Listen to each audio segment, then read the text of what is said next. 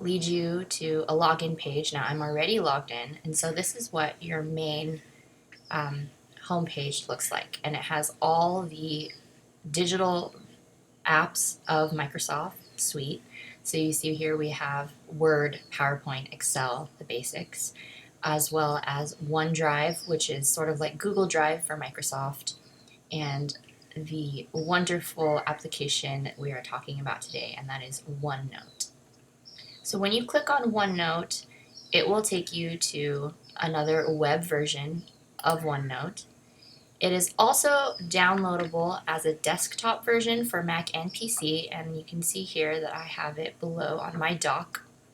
And let me just show you what it looks like in the desktop version. Now there are some limitations in the free subscription, and that is just a few options that are available in the online version, right here, OneNote Online, are not available on the downloaded desktop version, unfortunately. But it does allow you to work online and offline, which is great. So the overall format of OneNote is a little bit like this. You have to consider it as a digital binder, and that is that it's an organization tool. And instead of having a lot of loose paperwork and all these lesson plans, you can literally have all your class content in one digital storage area. And it allows for subjects and sections to be created. For example, in my section area over here on the left, we have my journals, my fourth grade math class, my third grade math class. I have phonics, reading, and science. So it says sections, but I can consider them my subjects that I'm teaching. Within each section, you have the ability to create a brand new page, and I use that to teach individual lessons. So you can see here with Go Math, this is chapter 3, lesson 4, chapter 3, lesson 5. And you can kind of already see here that I have some drawings on the pages once this loads. I can type in, I can highlight, I can draw, and I've done this on my laptop, and then as you can see by accessing it online, it's saved everywhere, which is wonderful. So it's interactive with the students, and it's great. So I just connect my laptop to a projector, and I can teach this way. What's also great is that parents can access this by using their child's login, and then they have access to all your lesson plans, your examples, and it's really just a wonderful tool. No more emailing parents individually of the homework they missed. You can 100% include PDF attachments, JPEGs, articles, and links into here. So that is the subject section. Then there are 3 more other sections to look at, and that is the collaboration space. Collaboration space is exactly what it sounds like. It allows all the students within your classroom to edit, post, draw, and they along with view.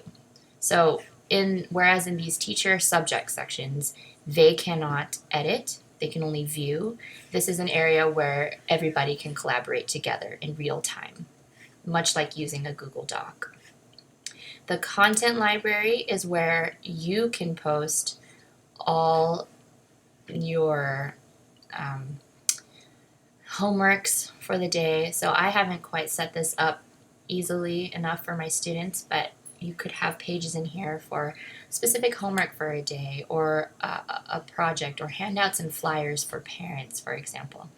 And it's as easy as a student right-clicking and copying a page and then pasting it into their own. You can copy here, for example, only copy the handouts. And my student Andres here, for example, can come into homework and right-click again and paste. And everything from that page is copied in. So now he has access to those PDFs that I uploaded. Again, the content library is a lot like the subject sections. Students cannot edit, they can only view. Same with parents, so they'd be logging in with their students, with their child's login information. But they can copy the page, put that into their own space, and then download, which is really great. So within each student section, they have the ability to create different subsections, and then within each of those, separate pages as well. And only you and that student can see what is inside.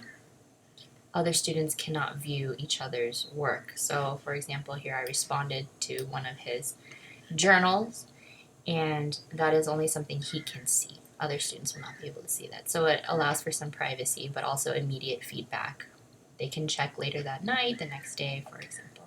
So that's just a basic overview of what the sections are like and how to get started with OneNote. We'll go a little bit in depth later on.